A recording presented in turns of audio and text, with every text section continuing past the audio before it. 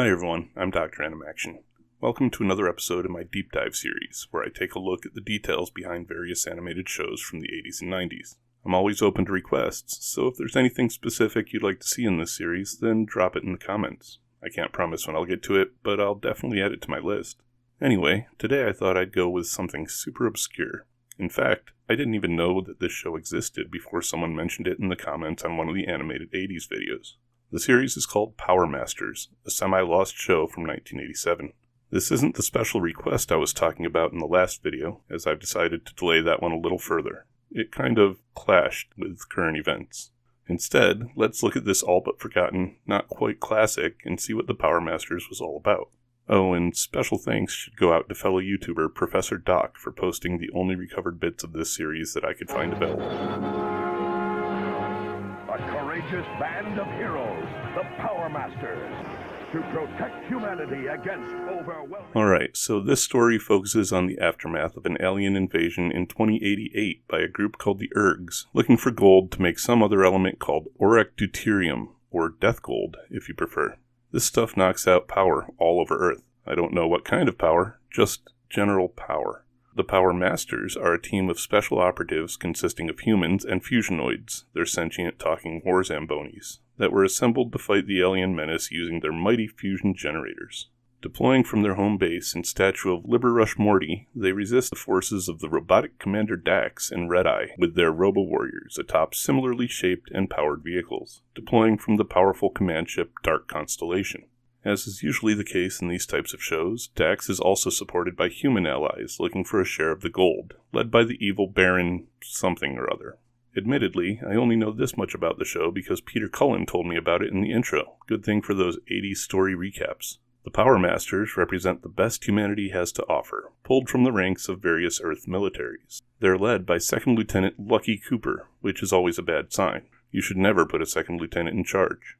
Of course, that's just the toys. In the cartoons, he was just the child, teenage, whatever prodigy that invented the fusionoids. Anyway, Lucky charges into battle on his partner, Duke. He's supported by a team of other operatives, consisting of Rip McDonald on Digger, Lieutenant Colonel John Archer, who should probably actually be in charge, on Fusionoid Chucker, Captain Flapjack McGuire driving the armored vehicle The Enforcer, Sean Marshall and his generator Lookout, Steve Stryker aboard Zap, and Lucky's brother Ron and his fusionoid partner Gator. At least, I think they're characters. It's hard to tell based on how little there is out there, and the snippets of show I was able to pick up. They're joined by former inmate and sidekick character Felicity, and supported by some kind of scientist or engineer lady whose name was never mentioned in the episode parts that I was able to watch, piloting the command unit Fort Liberty. Together, they fought the Ergs for the fate of the world's energy, as part of the World Defense Corps. Again, not sure what type of energy. Could be, natural gas, coal, solar. Apparently all of it just stopped by the death gold. Anyway, let's move on. Honestly, there's almost no history on this series to be found. There's pretty much nothing out there at all. Thanks everyone for watching. Stay tuned and stay tuned. Later. Okay, fine. I'll try to at least give you a little bit that may be interesting here. So Powermasters was released in 1987, according to IMDb and some TV Guide screenshots, as a 3-episode miniseries intended to be a potential pilot for an ongoing full animated series. I'm not exactly sure when it premiered, and there's not really any info about it out there either. Like I said, I found mention of some TV Guide listing that talked about it, but couldn't find it and didn't want to flip through a full year of PDF scans. And that's all the history I have. Released sometime in 87 and 3 episodes long. Let's see if maybe I can find more on production. In a word, no. There's not much out there on this either. What I do know is that the property was the brainchild of model train maker Lionel Toys in an attempt to break into the military guise and power armor market that was big in the mid-80s. For the animation itself, the best I can tell is that it was outsourced to Japanese studio TMS, where it was directed by Yasuyoshi Mikimoto, at least according to Rotten Tomatoes and IMDb. Mikimoto has a decent list of credits as a director, including 40-plus episodes of Lupin III in the late 70s, Super Dimensional Cavalry Orgus, and the entire run of Visionaries. There's nothing I can find about the US side of production, though, either crew or studio. There is some information to be found in the voice cast, and it's easy to recognize some of the bigger names in the series, as they've got pretty distinct voices.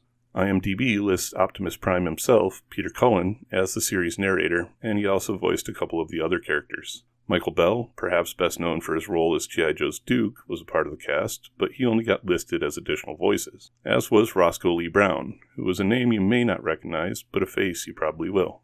It sounds like him as the voice of the Baron. Beverly Banfield, a mostly character actor appearing in small TV roles, is listed here, and comparing voices, it sounds like she may have been the scientist lady. Christopher Collins, the voice of Starscream and Cobra Commander, is easily recognizable as the voice of henchman Red-Eye. Jennifer Darling gets a credit and sounds a bit like Felicity, so I'm guessing that's her. The voice of Krang, Pat Fraley, sounds like he may have been Commander Dax, and Stephen Kavner, whose voice I am absolutely not familiar with, is the last name on the IMDb list. A couple of other voices sound vaguely familiar, but I just can't place them. If anyone gives us a watch, which you can do here on YouTube, like I said, on Professor Doc's channel, and has any more ideas about the voices, post those down in the comments. But that's all I can give you on production, so let's move on to its reach. Reach. That's funny. Funny in a sad sort of way. This thing had the reach of a worm. The entire property consisted of these 3 episodes of animation and, honestly, surprisingly large toy line.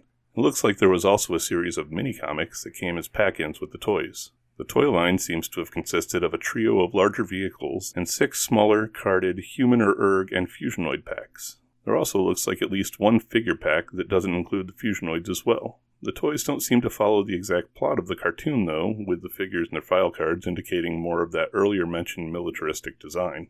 It's really freaking weird, too, since they only had to match the structure between these 2 things. But that looks like the extent, though, with no other tie-in merchandise. Not to mention the couple things that were released at the time were pretty much overlooked. And now let's talk about legacy. Okay, done. Moving on. The only legacy this show had is one of mysteries and lost media, and a complete lack of position in any part of the combined memories of those who used to watch cartoons at the time. I don't even remember seeing these toys on the shelves back in the day, and I pretty much lived in those aisles. This is easily one of the most forgotten series I could have picked for this video series, and a legacy is non-existent. And that's about it for this one. I know there wasn't a lot of information there, but look at it this way. Now you know everything there is to know about Powermasters. You can all consider yourselves subject matter experts. I personally don't find this a very appealing property, and think the design of the technology is pretty clunky and impractical. As a technophile, bad design is a non-starter for me. It's also got kind of a weak storyline that draws pretty heavily from things like G.I. Joe's Pyramid of Darkness miniseries, or maybe Spiral Zone, but with aliens. To me, it's obvious why this series didn't catch on and was almost immediately forgotten. It's interesting as a piece of lost media, for which there's almost no information, but 3 episodes was probably plenty. What about all of you guys out there? Anyone think this one deserved more of a chance? Let me know your thoughts in the comments below. To close out, I have no idea what video is coming next. Maybe Dr.Animaction and Friends, but I can't guarantee it will make it out before Dr.Animaction Live on this coming Friday. Either way, thanks for watching this, and I hope to see you on the next one. Stay tuned, and stay tuned, as in cartoons. For real this time. Later.